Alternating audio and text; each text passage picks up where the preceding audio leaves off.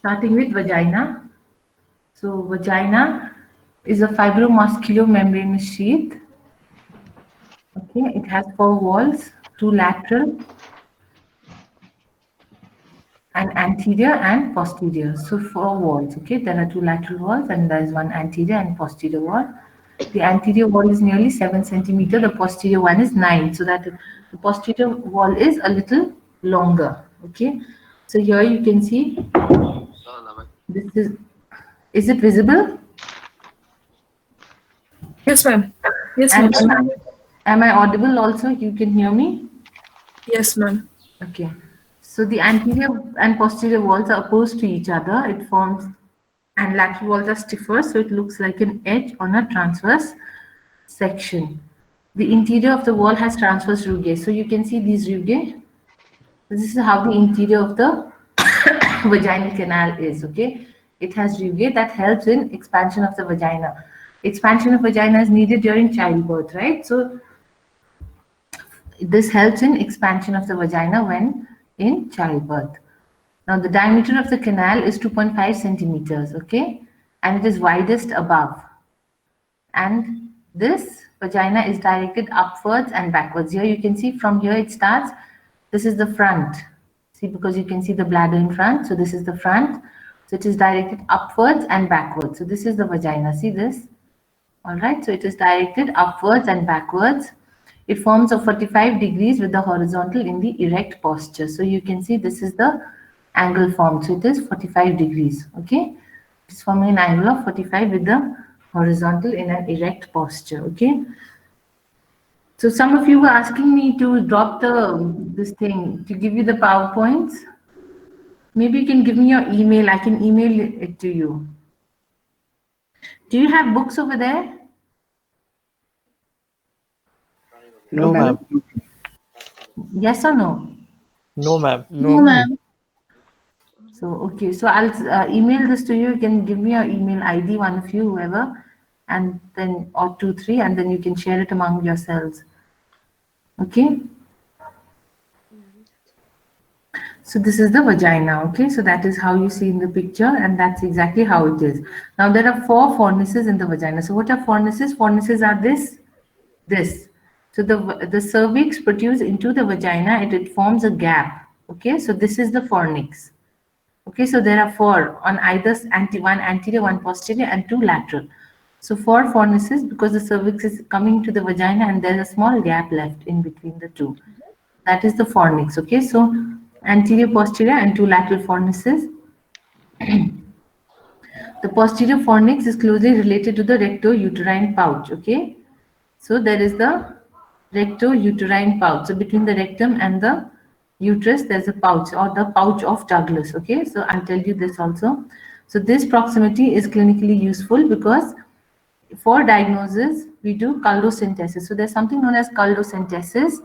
Culdo means the your cul-de-sac. So centesis is you putting a needle inside this and then you're taking out its contents and seeing what it is. So sometimes we do this to find out any collection in the peritoneal cavity. So usually women who have any, if it's an abscess, if it is blood or whatever, so if there is a collection in the peritoneal cavity, it comes into the pouch of Douglas because we stand.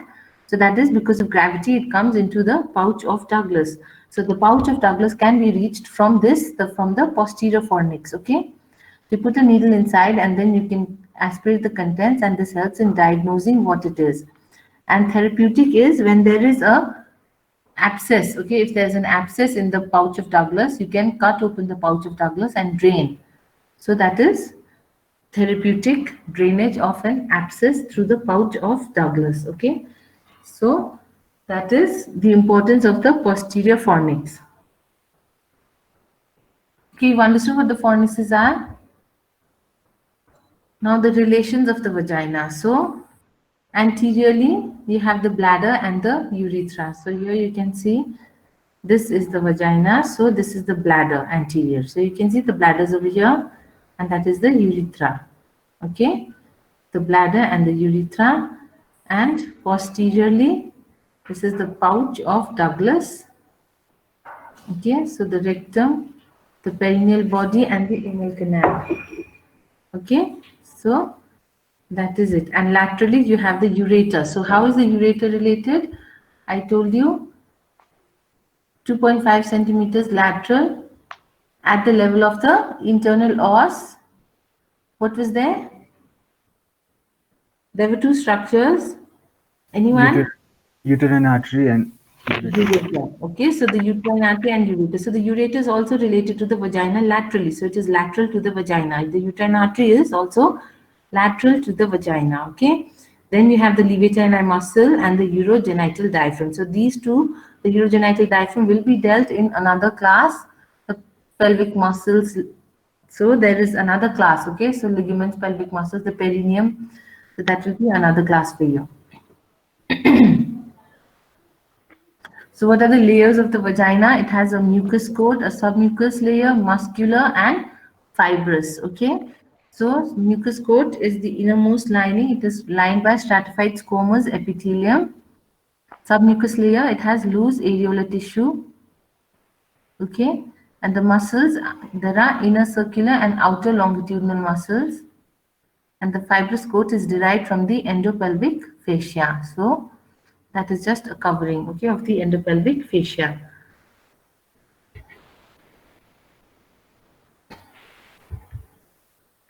So the vaginal epithelium is under the action of sex hormones, and at birth up to 10 to 14 days the epithelium is stratified squamous epithelium. So stratified squamous, why? Because of the action of maternal estrogen.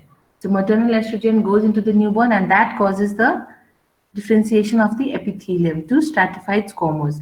But after that it becomes thin. So then the stratified squamous is lost because there's no estrogen in the child, in the newborn, and therefore thereafter up till puberty, pre-puberty and in menopause it becomes thin. From puberty till menopause, the stratified squamous epithelium again it is present. Okay, so under the influence of hormones. So this is important. You need estrogen, okay, for the vagina. So stratified squamous epithelium with three distinct layers. So there are three distinct layers of the epithelium, okay, the mucus layer, the mucosa of the vagina, right? So that is basal, intermediate, and superficial conified cells. Now, superficial and intermediate cells contain glycogen. Now, there is an importance of this glycogen, which is giving the acidic pH to the vagina. What was the secretion of the cervix? What was the uterine secretion? Anyone? Alkaline. Alkaline. Cervical? Cervical secretion?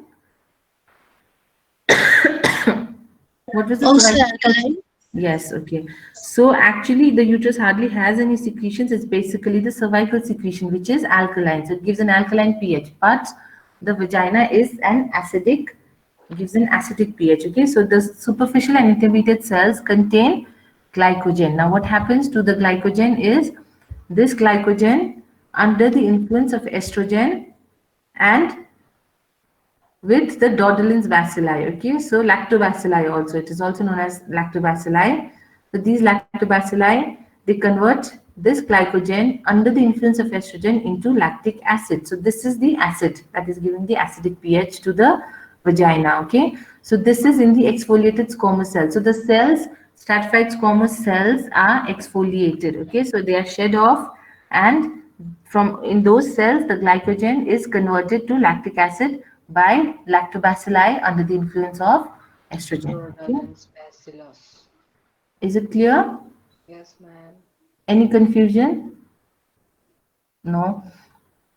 Okay, so now what is the function of the vagina? So the vagina is an excretory channel for menstrual blood and uterine secretions.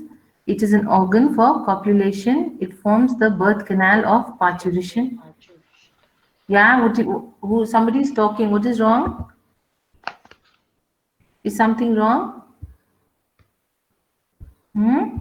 Is there some confusion? No?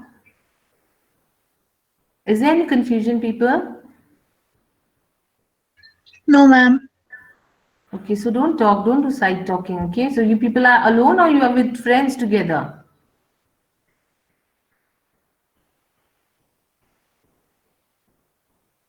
Alone, ma'am. One. Okay, so why are you people talking then? You have that habit of talking every time, right? Even in class, and then even when you people are alone, you're talking. Okay, so it forms the birth canal of parturition, and the secretions. Normally, it is little secretion. It increases. Now, the secretion is also under the influence of hormones. Okay, so it increases during the mid-menstrual phase and just prior to menstruation, in pregnancy, and during sexual excitement. So the pH is acidic, that is 4.5 to 5.5.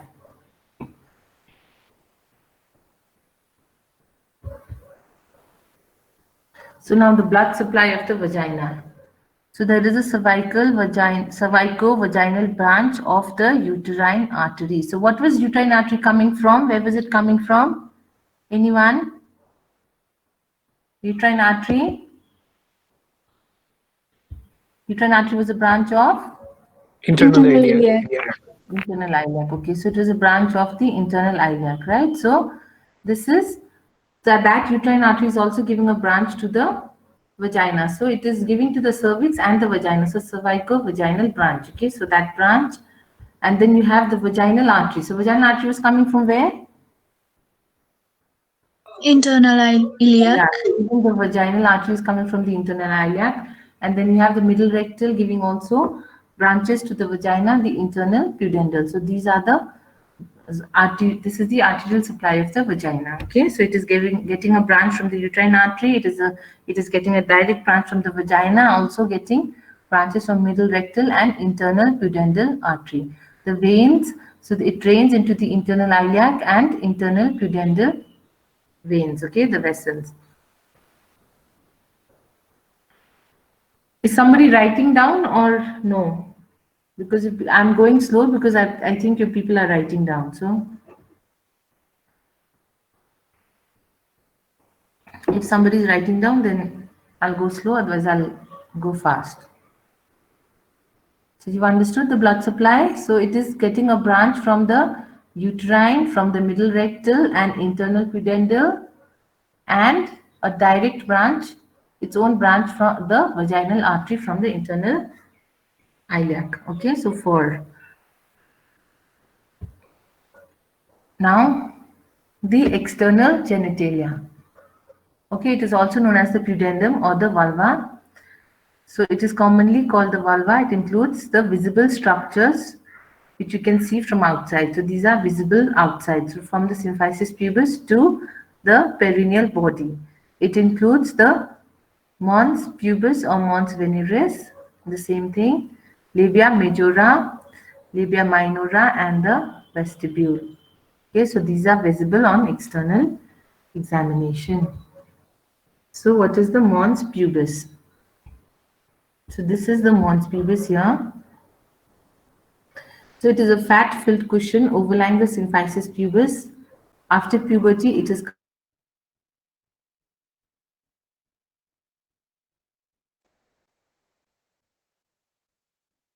layer of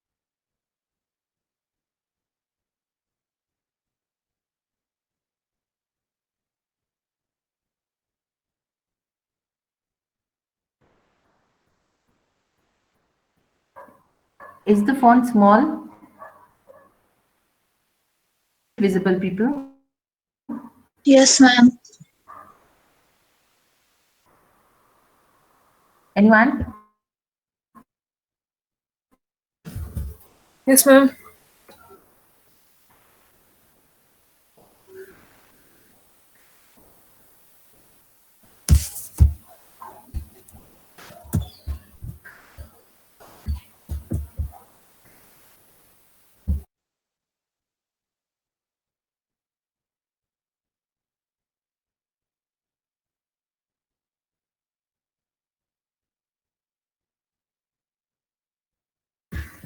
Ma'am, you are not audible.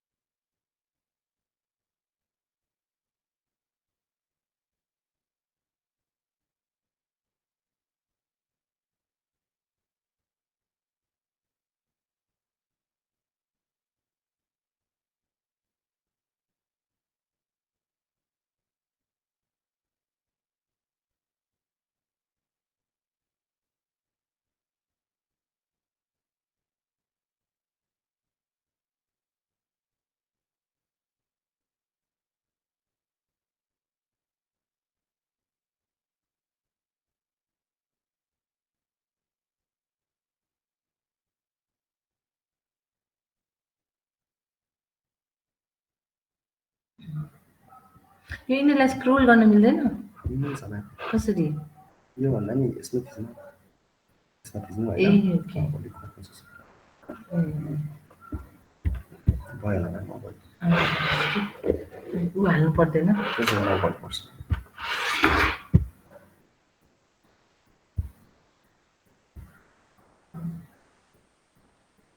एकछिन हेर्नुपर्छ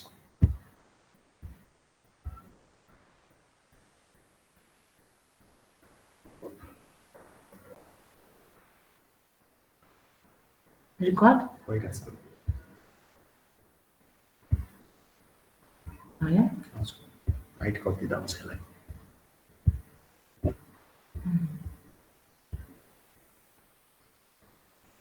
Can you people hear me?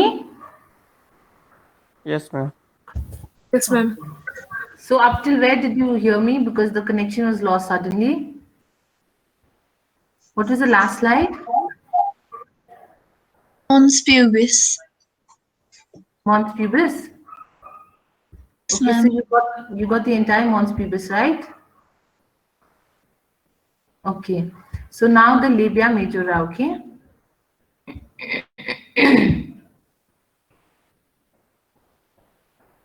So the vulva is bounded on each side by elevation of skin and subcutaneous tissue, which forms the labia majora. Okay, so this is the labia majora. This, what the fingers are separating, that is the labia majora. This inside is the labia minora, okay? This is labia minora. So that is labia majora, this one, the outer one. They're continuous where they join immediately to form the posterior commissure in front of the anus. So here they are joining together. See, this is joining together over here, forming the posterior commissure. Okay, this is the labia minora, this part, this one. This is the labia minora, okay? Yeah. And this is labia majora here, okay? So that is labia majora. And they're continuous where they join to form the posterior commissure in front of the anus. The inner surface of the labia majora is hairless. The labia majora is covered with squamous epithelium and contains sebaceous glands, sweat glands, and hair follicles. Beneath the skin, there is dense connective tissue which is richly supplied by venous plexus. The round ligament terminates at its anterior 1/3.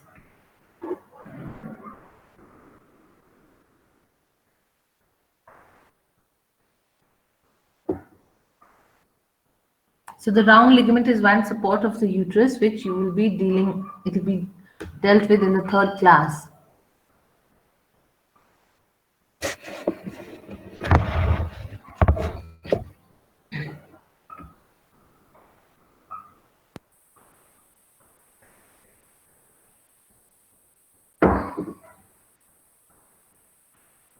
So is it okay? Should I change the slide?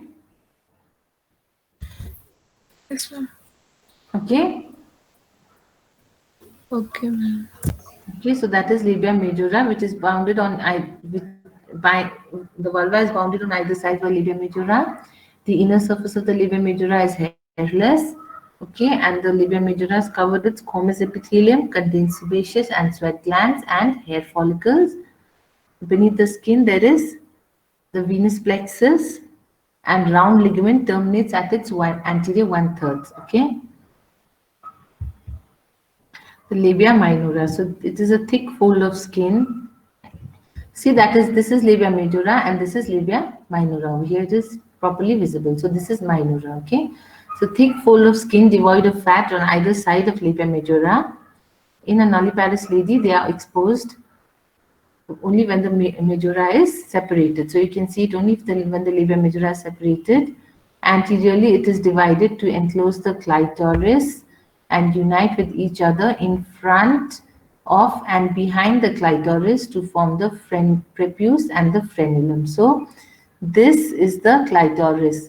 Now the labia minora is here. You can see it is going in front of the clitoris and behind the clitoris. So the one it is dividing, okay, to enclose the clitoris. So anteriorly, this clitoris is known as the prepuce, and posteriorly, it is known as the frenulum.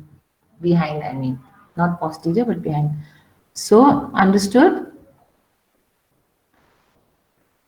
See, this is the prepuce and this is the frenulum and this is the clitoris. Okay, so this is the frenulum down here. And that is the prepuce. The lower portion of the labia minora fuses to form the foregut. Now over here, this was the posterior commissure, right? Where this labia majora was uniting in the middle, that is the posterior commissure. Now on the inside, this is the foregut. Okay, so the labia minora here, it is forming the foregut. The labia minora does not contain hair follicles and they contain numerous sebaceous glands and tissues. Okay, so it contains numerous sebaceous glands.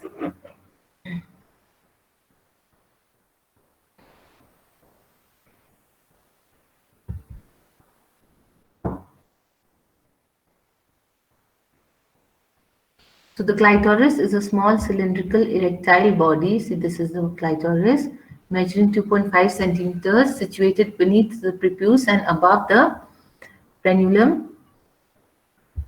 So now in this it is visible. This is the prepuce, this, and this is the frenulum.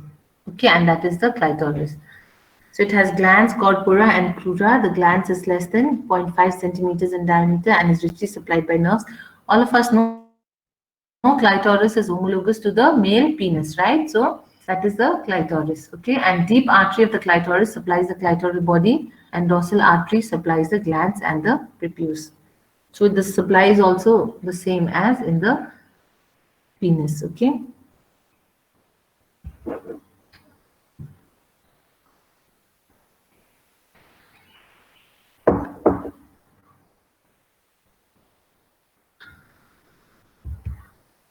So now the vestibule.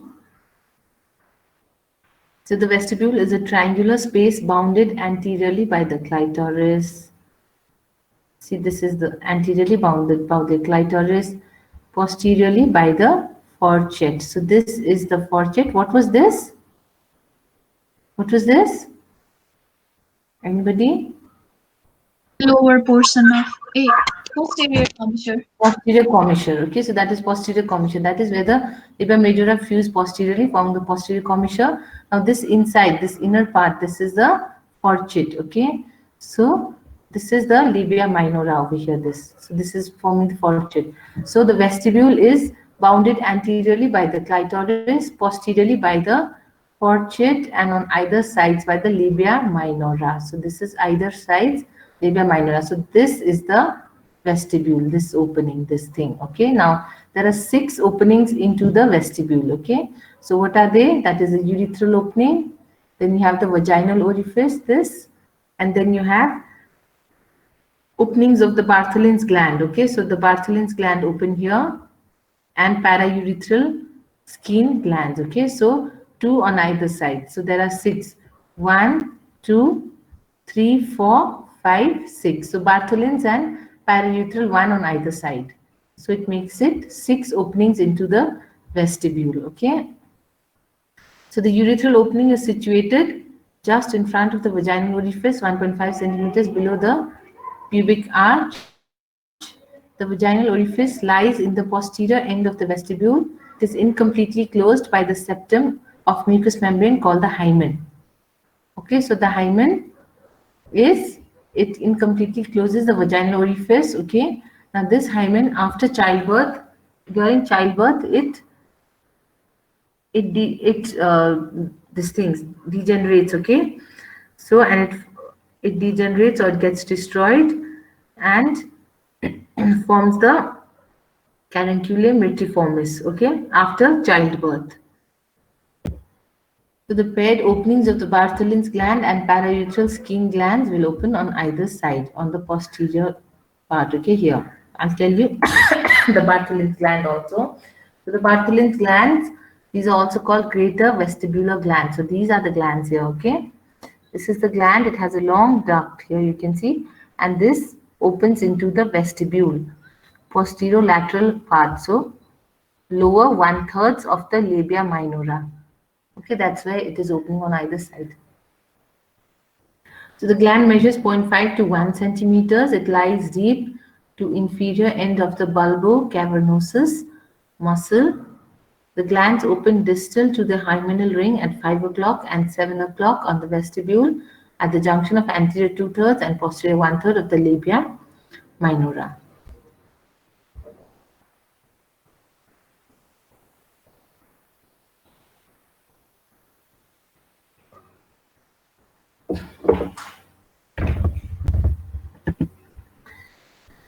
Can you people hear me?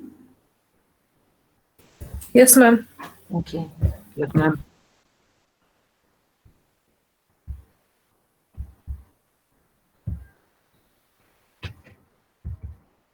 So now the arterial supply of the vulva. So branches of the internal pudendal arteries, that is labial artery, transverse perineal artery to the vestibular bulb, and deep and dorsal arteries to the clitoris.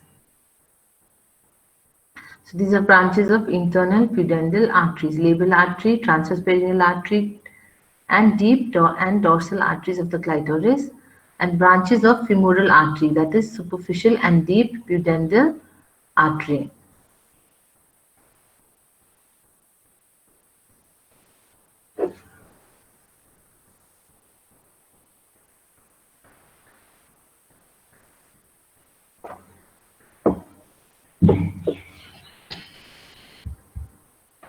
And now supply anterior superior part is through cutaneous branch from the ilioinguinal and genital branch of genitofemoral nerve L1 and L2. The posterior inferior part is by the pudendal branches from the posterior cutaneous nerve of the thigh, that is S2, S3, S4. And between these two groups, the vulva is supplied by labial and perineal branches of the pudendal nerve.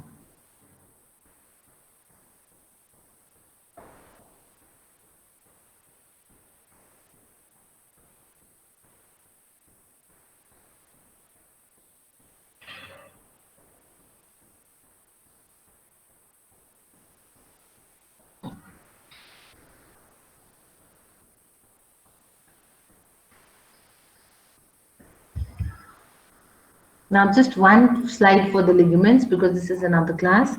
So there are ligaments of, that is the supports of the uterus. Okay, so certain ligaments, all of them are not supports, some of them are basically poles of peritoneum, okay, of the uterus. So this is the uterus, you can see. So there are ligaments, that is the round ligament, and then the infundibulopelvic ligament, the uteroovarian, broad ligament, cardinal ligament, and uterosacral. Okay, so this is just one slide. Round ligament is not visible here. Round ligament runs anterior. Okay, so this I've always told you, if you see the ovary, it is what view? What view is it? Anterior or posterior view? Posterior. Posterior. So I can see the ovary, so it is a posterior view. So the round ligament is anteriorly. Okay, so it is the first structure that is attached to the uterus at the cornua. What was the cornua? This was the cornua, right? The cornua was the junction between the fundus and the body proper, right? So fundus was what? It was a dome shaped, right? All of you remember that, right? It's not difficult. You've done this already. So this is the cornua of the uterus. So at the cornua of the uterus, the first structure anteriorly is the round ligament. So that is not visible in this picture. This is another class. Now next class is of this only.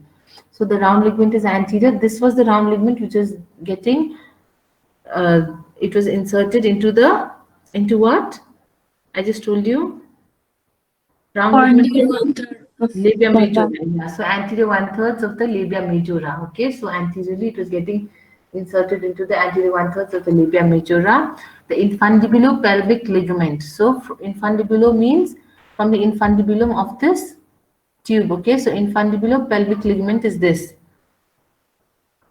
So from the pelvis to the infundibulum, then you have the uteroovarian ligament. So from the uterus to the ovary. Then the broad ligament. So this whole thing is the broad ligament. This yellowish structure, all of it is the broad ligament.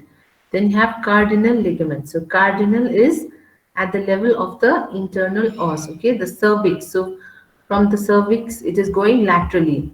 Okay, and then the uterosacral.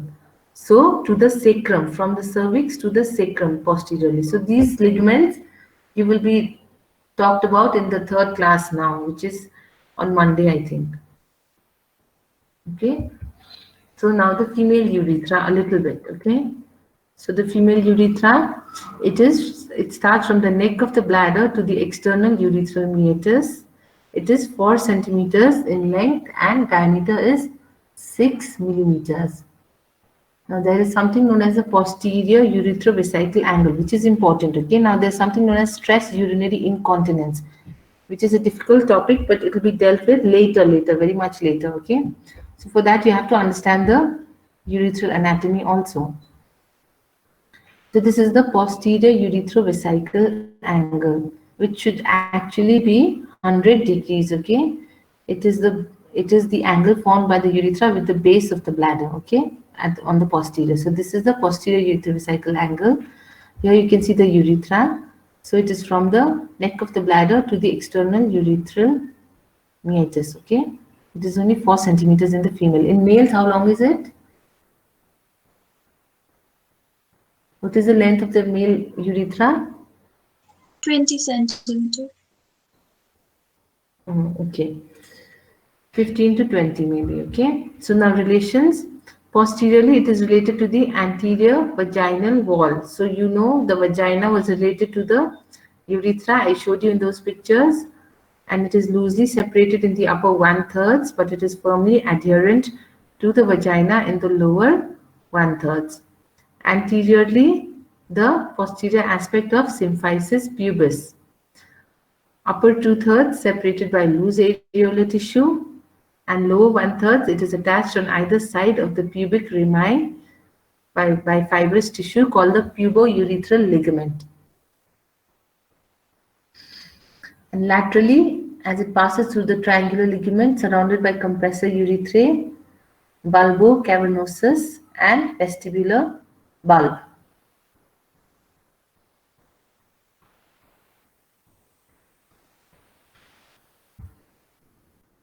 So what are the glands? It has a paraurethral gland, which is a tubular gland which opens into the lumen through the ducts. Of these ducts, the Skene's duct is the longest, and it opens into the posterior vaginal wall, which I told you right now, into the vestibule. Okay, the Skene's is homologous to the prostate.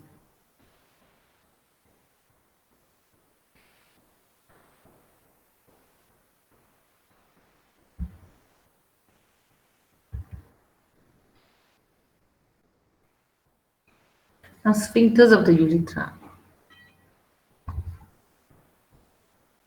So here at the uretrovesical junction, okay, uretrovesical junction, the internal sphincter. So this is the internal urethral sphincter, also known as the lysosphincter. This is involuntary. This is not under our action, right?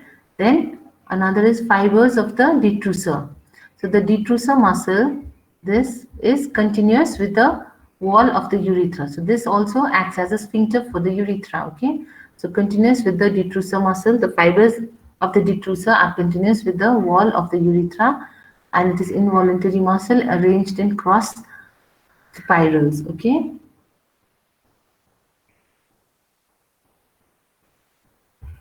Then you have the sphincter urethra. So sphincter urethrae or the external urethral sphincter, which is the voluntary sphincter. So this is it here. External urethral sphincter. Okay. It is also visible over here. You can see this is the external urethral sphincter. Okay. So this is the internal urethral sphincter. This is the external urethral sphincter. And then the third one was this fibers of the detrusor, which is continuous. The detrusor is continuous within the wall of the urethra also. So three, and then the fourth one is the puborectalis part of the levator ani in the lower 1/3 of the urethra. Okay, so here. So in the lower 1/3 of the urethra, you have the puborectalis part of the levator ani. Okay.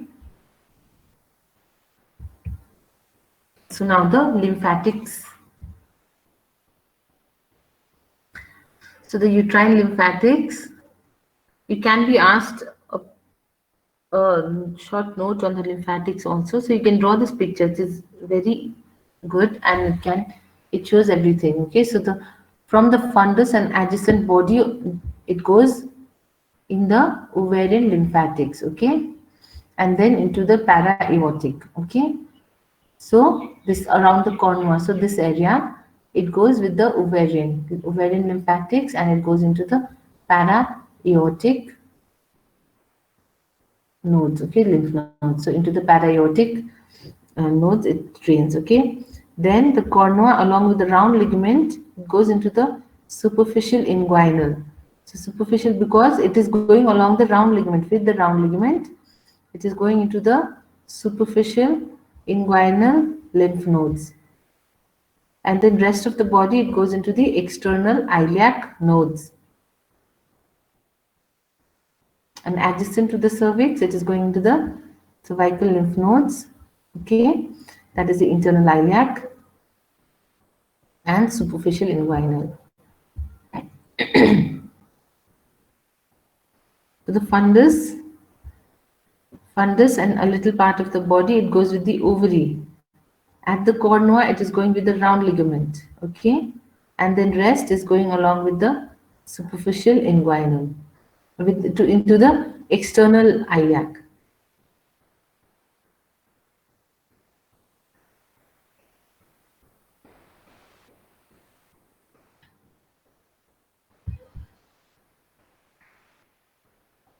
Now cervical lymphatics. The cervical lymph nodes run in the uterosacral ligament.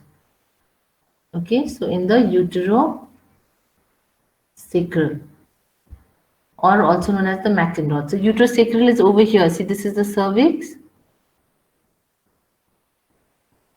So, sorry, it is not the Macklin rod. The uterosacral is, it is going from the posterior part of the cervix to the sacrum. Okay, so uterosacral lymph nodes. It drains into the obturator, internal and external iliac, and the sacral nodes, and then into the common iliac, and then it goes into the para-aortic. Okay, so it drains into the obturator here, the external iliac, and into the common iliac, and then into the para-aortic. You common iliac, and then it goes into the para-aortic. Okay.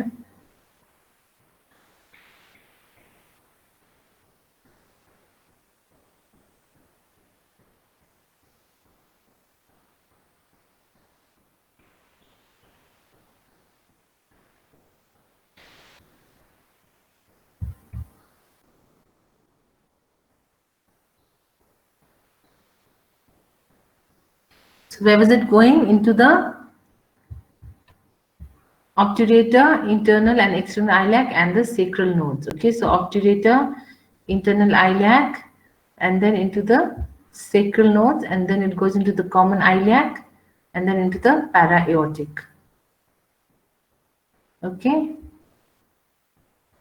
internal iliac, external iliac. So here is the external iliac lymph nodes.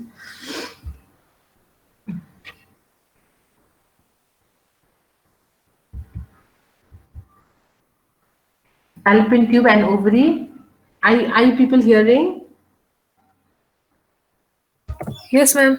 Okay, so fallopian tube and ovary, it has intrinsic plexuses which is situated in the mucosal and subperitoneal layers, and this passes up along with the ovarian lymphatics to the superior lumbar group. Even this is going along with the ovarian lymphatics, okay?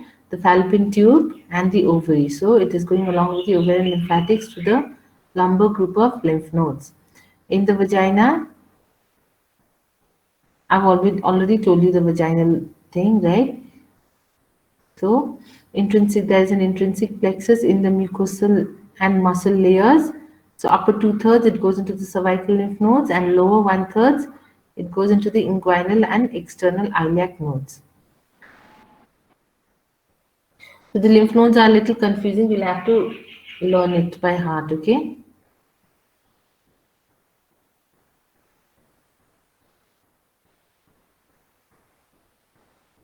So upper 2/3 of the vagina, it is going to the cervical lymph nodes, and lower 1/3 into the inguinal.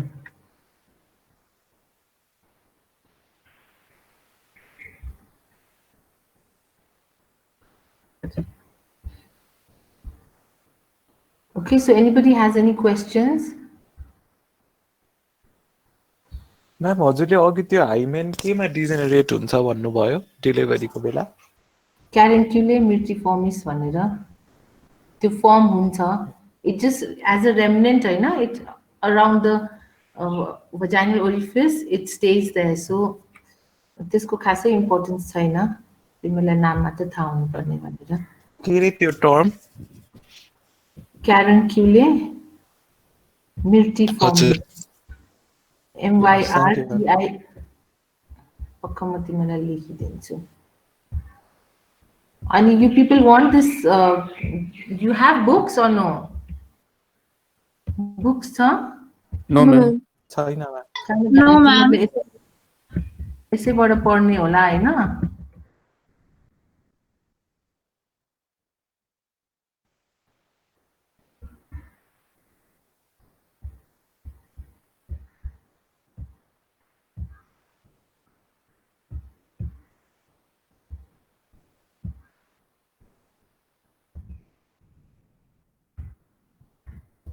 Anybody else has any question?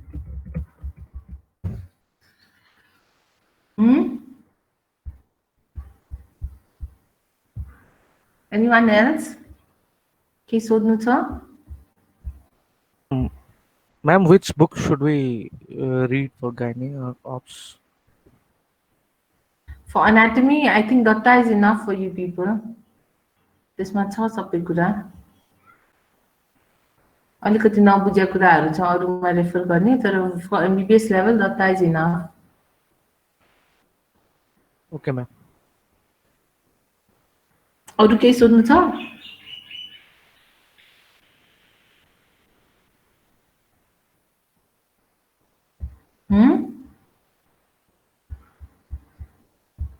And do you people want this presentation or not? Yes ma'am So तिमीहरूको email एउटा मलाई पठाइदेऊ कसैको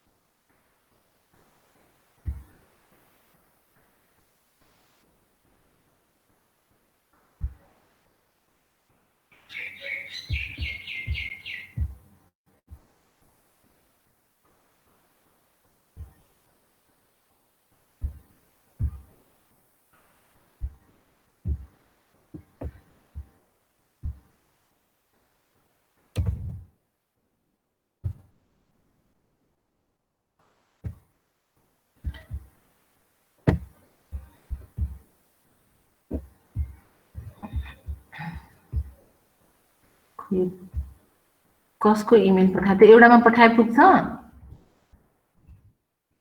पुग्छ rohan.rohangupta@gmail.com ल okay